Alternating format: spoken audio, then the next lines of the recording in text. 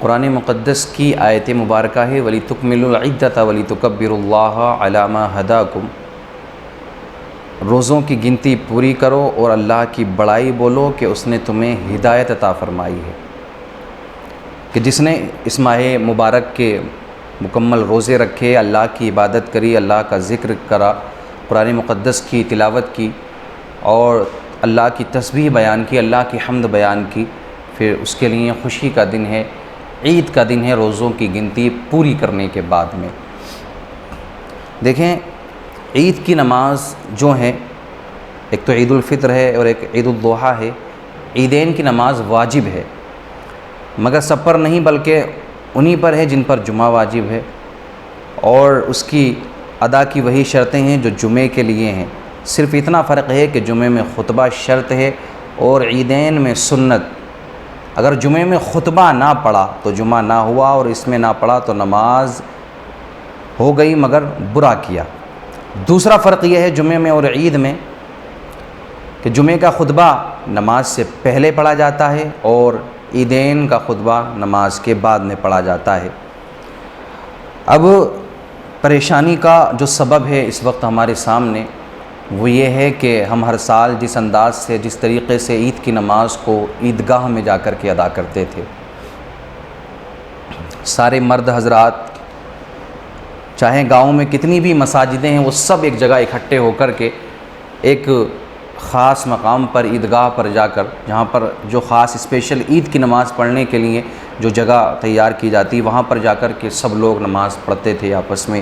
گلے ملتے تھے، بہت زیادہ ایک خوشی کا ماحول ہوتا تھا۔ لیکن شاید اب وہ ماحول نہیں مل پائے ہمیں اس سال، لیکن انشاءاللہ رب کریم کا کرم ہوا، اللہ نے عمر عطا کی تو آئندہ سال انشاءاللہ ضرور ملے گا۔ تو اس سال ہمیں وہ ماحول نہیں مل پائے گا تو ہمیں صبر کرنا ہے، کیونکہ سارے دھارمک استھل، مسجدیں وغیرہ اور جتنے بھی دوسرے مذہب کے دھارمک استھل ہیں وہ سب بند ہیں، اور مسجدیں بھی بند ہیں، صرف 5 یا 4 لوگ جا سکتے ہیں مساجدوں کے اندر، وہی نماز کو ادا کریں گے۔ زیادہ جائیں گے تو پھر پریشانی کا سبب بن سکتے ہیں وہ لوگ، خود کے لیے بھی پریشانی ہے، پھر دوسرے لوگوں کے لیے بھی پریشانی ہے۔ تو اب یہ ہے کہ اگر اسی ماحول میں، اور ہم پہلے تو یہ گورنمنٹ سے یہ اپیل کریں گے کہ وہ عید کے دن کے لیے خاص طور مسجدوں کو کھول دیں،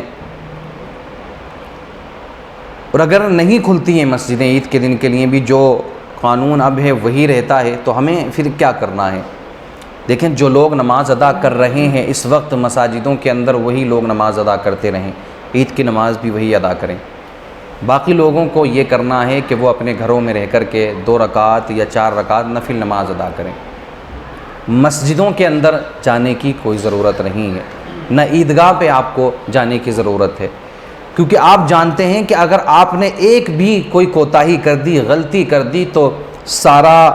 جو ٹھیکرا ہے وہ آپ کے اوپر پھوٹ سکتا ہے، آپ کو بدنام کیا جا سکتا ہے، آپ بدنام ہو سکتے ہیں، پھر جتنے بھی مریض ہیں، جتنا بھی یہ وائرس پھیلا ہے، پھر وہ سب کا الزام آپ کے اوپر لگایا جا سکتا ہے۔ تو کیوں نہ جس طریقے سے ہم نے رمضان المبارک میں صبر کیا، ہم نے جمعے کی نماز کو ہم نے اپنے مسجدوں میں جا کر کے نہیں ادا کیا، اپنے گھروں میں ہم نے ظہر کی نماز ادا کی ہے، ہم نے یہ بھی صبر کیا، ہم نے اپنے گھروں پہ رہے، ہم نے صبر کیا، تو پھر اور انشاءاللہ ہم صبر کریں، اللہ اگر ہمیں توفیق دے ہم صبر کرنے کی ہم کوشش کریں۔ نہیں پڑھ پائیں گے کوئی بات نہیں ہے، اپنے گھروں میں رہ کر کے، کیونکہ عید کی نماز پڑھنا واجب ہے، جان بوجھ کر اگر چھوڑے گا تو پھر وہ گناہگار ہوگا، لیکن عذر کوئی نہ ہونا، لیکن اب تو عذر ہے ہمارے سامنے، ہم نہیں جا سکتے ہیں، پاور نہیں ہے ہمارے پاس، طاقت نہیں ہے، تو یہ عذر ہے۔ تو جتنے لوگ مسجدوں کے اندر جا رہے ہیں وہی لوگ نماز عید کو مسجد میں ادا کریں، لیکن باقی حضرات اپنے گھروں میں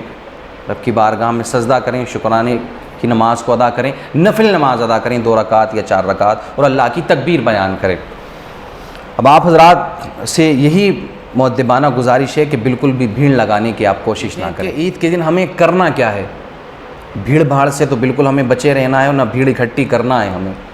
کیونکہ آپ یاد رکھنا کہ عید کا دن سب جانتے ہیں، جب عید کا دن آئے گا تو اس کے بارے میں سارے مذہب کے ماننے والے جانتے ہیں، تو نظریں آپ ہی کے اوپر ہوں گی، تو کیا ضرورت ہے کہیں بھیڑ لگانے کی، کہیں اکٹھا ہونے کی؟ بالکل آپ دور رہیں، اپنے گھروں میں موجود رہیں،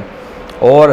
عید کے دن ایسے کام کریں کہ جن سے ہمیں ثواب مل جائے۔ اللہ کے رسول کا جو طریقہ رہتا تھا، اللہ کے رسول صلی اللہ تعالیٰ علیہ وسلم کا کیا طریقہ رہا ہے، عید کے دن آپ کن کن کاموں کو کیا کرتے تھے، تو اگر اللہ کے رسول کی سنت کو ہم فالو کریں گے، آپ کے طریقے پر عمل کریں گے، تو انشاءاللہ العزیز ہم ثواب کے مستحق ہوں گے۔ ترمذی و ابن ماجہ کی ایک حدیث ہے کہ حضور اقدس صلی اللہ تعالیٰ علیہ وسلم عید الفطر کے دن کچھ کھا کر نماز کے لیے تشریف لے جاتے تھے، کچھ کھا کر کے آپ تشریف لے جاتے تھے۔ دیکھیں عید کے دن یہ کام کرنا مستحب ہے، ایک تو حجامت بنوانا عید کے دن مستحب ہے، ناخن ترشوانا، غسل کرنا، مسواک کرنا، اچھے کپڑے پہننا، انگوٹھی پہننا، خوشبو لگانا، اور صبح کی نماز مسجد جو ہمارے محلے میں ہے وہاں جا کر کے ادا کرنا، عیدگاہ جلد جانا، نماز سے پہلے صدقہ فطر ادا کرنا، عیدگاہ کو پیدل جانا، دوسرے راستے سے واپس آنا، جس راستے سے گئے اس سے نہیں بلکہ دوسرے راستے سے واپس آنا، نماز کو جانے سے پہلے چند کھجوریں کھا لینا، اور اگر کھجوریں موجود نہ ہو تو کچھ نہ کچھ میٹھی چیز کھا کر کے نماز پڑھنے کے لیے جانا۔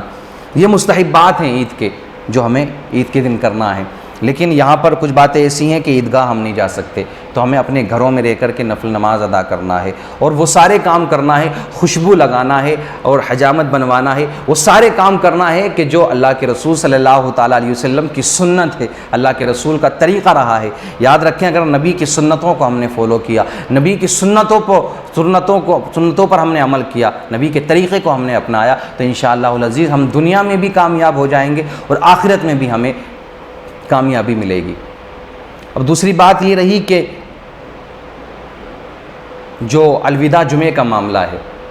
دیکھیں رمضان المبارک کے جتنے بھی جمعے ہیں، فضیلتیں جمعوں کی سب کی برابر ہیں،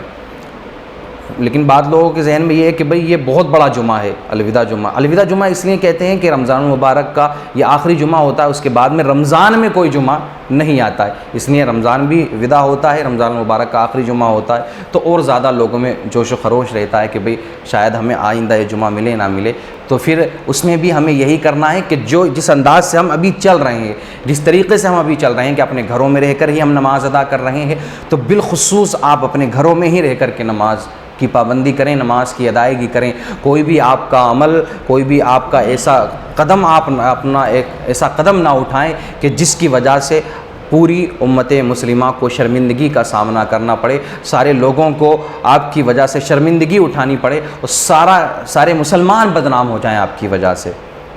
تو ہم صبر کرتے آئے ہیں اور ہمیں معلوم ہے کہ اللہ رب العزت صبر کرنے والوں کے ساتھ ہے۔ یہ وقت ہے آزمائش کا، مصیبتوں کا، یہ وقت بھی گزر جائے گا، پھر انشاءاللہ العزیز وہی بہاریں لوٹ کر کے آ جائیں گی اللہ رب العزت کے فضل و کرم سے۔